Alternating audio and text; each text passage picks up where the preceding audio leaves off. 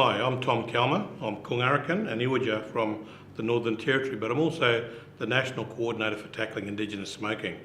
So this series of videos has got a little bit for everybody, be you a smoker or a non-smoker, in a way to live a long and healthy life.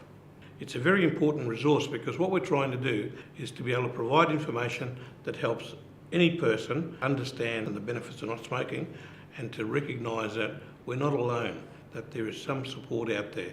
And so we've got a lot of people who are either non-smokers or have given up smoking who really put themselves out to be champions, to be role models, to be able to encourage others to think about their life journey without cigarettes. So come on, join us to make Australia, to make Aboriginal and Torres Strait Islander world a smoke-free world.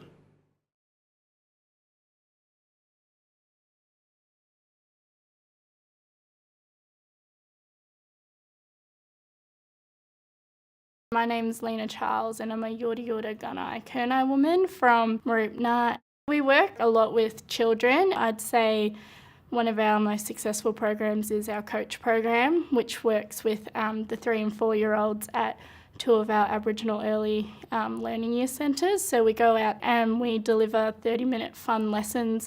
They cover 10 themes, so one of those is based around tobacco and especially our superhero Deadly Dan, and so those children are very familiar with our smoke-free messages. We also work with primary schools. We take all our healthy lifestyle tobacco props and we run some fun educational sessions. We just create those opportunities to have yarns around smoking and ways to combat that as well. So Deadly Dan's at all our events, so sports carnivals, NAIDOC events, any event that's out in community, we'll try and make a huge presence there. We have a huge marquee, we'll take that out. We have lots of banners, even our cars are full of Deadly Dan signage. My name's Trent Wingard. I'm from the Ghana and Bowendee clan and also got family in Nunjarry as well. Basically, I go into schools, kindies anywhere up to sort of year 12 and beyond year 12 as well, and deliver education about smoking. To tailor it to sort of the high school kids, I deliver a 4-visit sort of program to these kids. So we go over peer pressure, the benefits of not smoking, the effects of the body, and different ways to support others quitting smoking. We're tailoring the programs to each community. The language that we might use with one community is completely different to in a remote setting, for example. Like we were using Kupi, which was smoking in sort of the Nunjarry Murray Bridge region, where Kupi in AP Winelands means water. So working with different age groups as well, we have to tailor it for their learning understanding as well. My name's David Bracoma. I'm born and bred in the NT, but my family comes from Cooktown, Queensland. The main youth program that I run is the Deadly Choices program. I usually deliver that to our middle school, so that's years 7 through to 9. So I just like to get in a little bit earlier, just to get them thinking, do I want to go down this path or do I want to go down this path? Just the fork in the road kind of thing. A lot of TIS teams do a range of props, and we actually just recently got a new one which has been really exciting to talk about. So it's a display board and has all the chemicals and what's actually in a cigarette, and it's a really great visual. So it has things like mothballs and like a tiny little card that talks about carbon monoxide. When they can see this on the board, they're like, oh, I didn't know that was in a cigarette, or they're like, toilet cleaner in a cigarette? That's crazy. So the props are really great conversation starters, so we use them a lot in a lot of our programs, especially when we do go into schools or out into communities at different events. At Dinaladuba, I have a tobacco kit, so that has our tar in the jars. It has a occluded artery. We have our props that are lungs. They're all black, to signify the tar damage. They're the main attention grabbers because I get quizzed on them a lot. First, I showed them the big cigarette, is what I like to call it, which has these little components of different chemicals that are in that cigarette. So, there's a dead rat in there. I asked them, what kills rats? A lot of the boys go, oh, rat poison. I'm like, yes, that's one of the chemicals in a cigarette. I like to get them talking or get them thinking. I spark that yarn about what is actually in there. With the school kids, we do use a smoke-alizer on non-smokers and even youth that their parents smoke, to see what their carbon monoxide levels are as well, to actually show them how it's affecting them.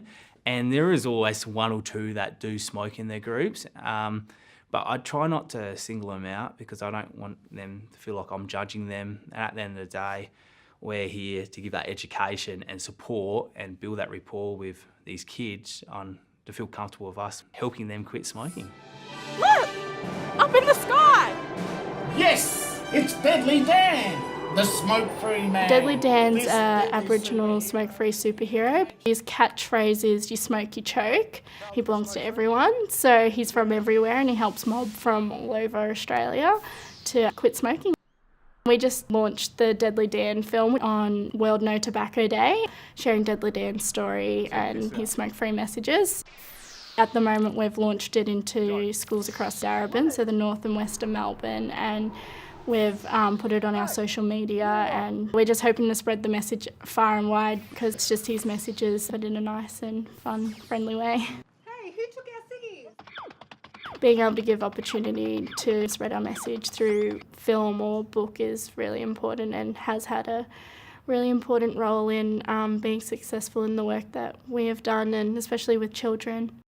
The Booyah Blaster character pretty much encouraged community to become that superhero within, to say no to smoking and to also support and be that hero in your family and a role model.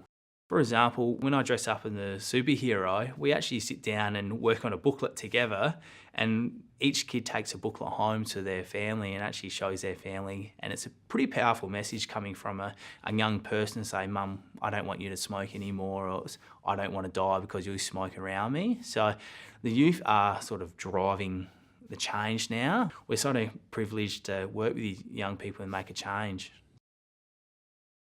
We have a huge presence on Facebook. We share stories on there, but also when we do go to community events, we go live, and we find that a lot of the younger audience like to tune in with us on our live feeds. Sharing positive messages through Facebook that way has been really good. We do that with our quit profiles as well. So if someone quit smoking, we'll do up a little profile, we'll say who they are and who their mob is and why they quit smoking, what advice they have for other people, and Instagram's another big one that we like to share information and stories and have a huge response to that as well. The biggest partnership would have to be Port Adelaide Football Club.